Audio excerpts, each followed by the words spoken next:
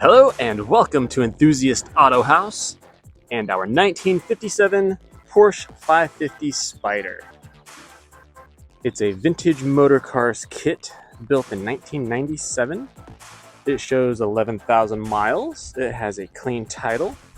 It's a beautiful Mercedes silver over a recently retrimmed red interior that looks spectacular. It's been extensively modified.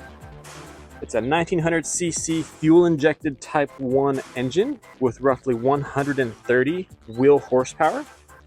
It has a close ratio side shift 914 5-speed dogleg transaxle.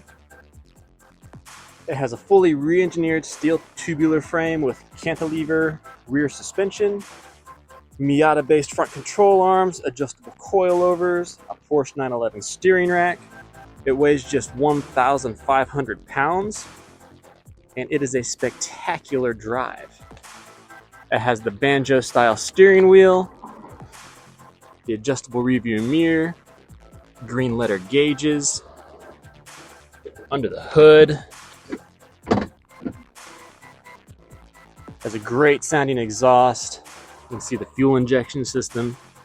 It has a 5-gallon fuel cell in the front trunk with an anti-slosh setup.